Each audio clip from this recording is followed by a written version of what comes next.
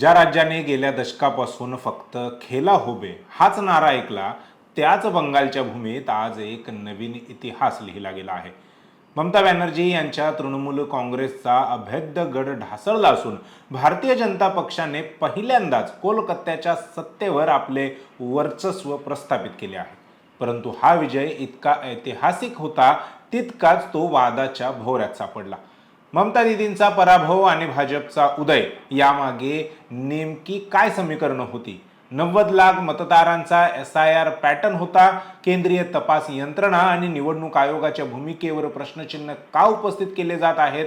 आज आपण बंगाल निवडणुकीच्या निकालावर आणि भाजपच्या या ऐतिहासिक विजयावर सविस्तरपणे चर्चा करणार आहोत.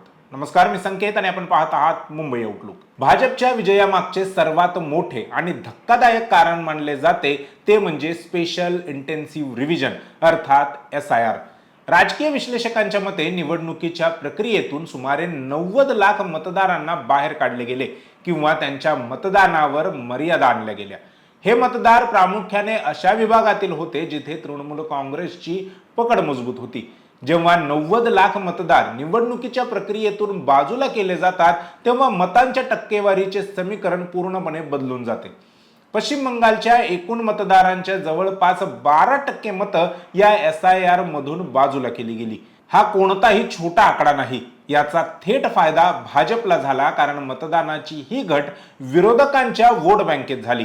या प्रक्रियेमुळे मतदानाचे गणित अशा प्रकारे फिरले की भाजपला विजयाचा टप्पा गाठणे सोपे झाले. परंतु हे मतदारांना बाहेर काढणं नेमकं कसं घडलं? तांत्रिक चुका की जाणीवपूर्वक आखलेली रणनीती? या प्रश्नावर वेगवेगळ्या प्रकारची उत्तरं समोर येत असतात. भाजपच्या मते ही 90 लाख मतं म्हणजे बांगलादेशी घुसखोर होते, त्यांना बाहेर काढणं गरजेचं होतं. तर दुसरीकडे TMC व अन्य विरोधी पक्षांकडून याला संविधान विरोधी कारवाई म्हटलं गेलं. भाजपच्या विजयाचे दुसरे महत्वाचे कारण म्हणजे ममता बॅनर्जींच्या प्रशासकीय यंत्रणेला पूर्णपणे खिळखिळे करणे. बंगालमध्ये वर्षानुवर्ष ममता दीदींच्या मर्जीतील अधिकारी महत्वाच्या पदांवर होते, मात्र भाजपने केंद्रीय सत्तेचा वापर करून ही चैनच तोडली. निवडणूक जाहीर होताच निवडणूक आयोगाने ममता बॅनर्जींच्या जवळच्या मानल्या जाणाऱ्या अनेक वरिष्ठ पदाधिकाऱ्यांच्या बदल्या केल्या. पोलीस महासंचालकापासून ते जिल्हाधिकाऱ्यांपर्यंत अनेक महत्वाच्या पदांवर केंद्राच्या मर्जीतील किंवा तटस्थ मानले गेलेले अधिकारी बसवण्यात आले. याचा परिणाम असा झाला की निवडणुकीच्या काळात ममता बॅनर्जींना ज्या प्रशासकीय पाठिंब्याची सवय लागली होती तो त्यांना मिळालाच नाही. दीदींसाठी काम करू शकतील अशा अधिकाऱ्यांचे हात केंद्रीय नियमावलीने बांधले गेले होते. बंगालची निवडणूक म्हणजे हिंसाचार हे एक समीकरण गेल्या अनेक वर्षांपासून चालत आलं आहे. परंतु यावेळी भाजपने सुरक्षेच्या नावाखाली जी रणनीती आखली ती अभूतपूर्व होती. निवडणूक आयोगाने बंगालमध्ये सुमारे 2.5 लाख सुरक्षा कर्मचारी तैनात केले होते, ज्यामध्ये CRPF, पॅरामिलिटरी आणि इतर केंद्रीय दलांचा समावेश होता. इतक्या मोठ्या प्रमाणात लष्करी दल तैनात केल्यामुळे स्थानिक स्तरावर तृणमूल काँग्रेसच्या कार्यकर्त्यांची जी दहशत असायची ती कमी करण्यात भाजपला यश आले. प्रत्येक बूथवर केंद्रीय जवान असल्याने स्थानिक पोलिसांना हस्तक्षेप करता आलाच नाही.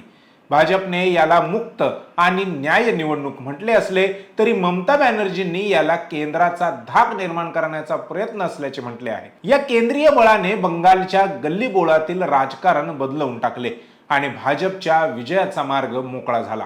स्टँडअप कॉमेडियन व लेखक वरुण ग्रोवर म्हणतो त्याप्रमाणे ममता बॅनर्जी व नरेंद्र मोदी यांच्यात फार काही फरक नाही. फरक असेल तर तो केवळ जेंडरचा. वरुणच्याच भाषेत सांगायचे झाले तर ममता बॅनर्जी म्हणजे कॉटनच्या साडीतील Modiji. Now I feel Mamata Banerjee is like गोबीजी इन अ कॉटन साड़ी. सब सेम है, सारी हरकतें सेम है, वही बिगटरी है, वही चीजों को बैन करने की आदत है, वही डिसेंट से प्रॉब्लम है, सब कुछ है, बस वो बांग्ला में बोलती है इसलिए मीठा लगता है. असहमतीला विरोध, विरोधकांना दाबण्याचे षडयंत्र, सरकारी संस्थांचा गैरवापर व अवसंवेदनशीलता. भाजपने बंगालच्या निवडणुकीत महिला सुरक्षेचा मुद्दा लावून धरला होता. आरजी कार मेडिकल कॉलेजमधील बलात्कार प्रकरणानंतर भाजपने आक्रमकपणे महिला असुरक्षेचा मुद्दा उचलला व त्यालाच प्रमुख मुद्दा बनवून प्रचार केला। इतकंच नाही तर त्या पीडित महिला डॉक्टरच्या आईलाच भाजपने उमेदवारी दिली। त्यामुळे बंगालमधील शहरी महिला मतदार ममतांच्या विरोधात गेल्या असल्याचे बोलले जाते। ही गोष्ट वेगळी की ज्या राज्यांमध्ये आधीच भाजपची सरकार आहे तिथे महिलांची किती सुरक्षा आहे। सध्या महाराष्ट्रात पुण्याच्या नसरापूरमधील घटनेवरून राज्य सरकार अडचणीत आले आहे, परंतु बंगालमध्ये भाजपने ममतांच्या टीएमसीच्या विरोधात महिला असुरक्षेचा मुद्दा घेऊन चांगलाच मोर्चा उघडला होता, ज्याचा त्यांना थेट फायदा झाला। भाजपच्या विजयामागचं आणखीन एक महत्त्वाचं कारण म्हणजे विरोधकांची फुटीरतावादी मनोवृत्ती आणि भाजपकडे असलेली संघाची ताकद। 2024च्या लोकसभा निवडणुकीवेळी तयार झालेली विरोधकांची एकजूट केवळ त्या निवडणुकीपुरतीच मर्यादित राहिली। भलेही ममता बॅनर्जी विरोधकांच्या इंडिया ब्लॉकला सोडून गेल्या तरी बंगालमध्ये भाजपला रोखण्यासाठी विरोधकांनी एकमताने व एकजुटीने काम करण्याची गरज होती। तसे काही झाले नाही। 2024च्या लोकसभा निवडणुकीनंतर इंडिया ब्लॉकची एकही बैठक झाली नाही की त्यांनी मिळून एखाद्या मुद्द्यावर आपली भूमिका स्पष्ट केली नाही। त्यामुळे भाजप विरोधी मतांची मोठ बांधण्यात विरोधक कमी पडले, ज्याचा फायदा भाजपला झाला।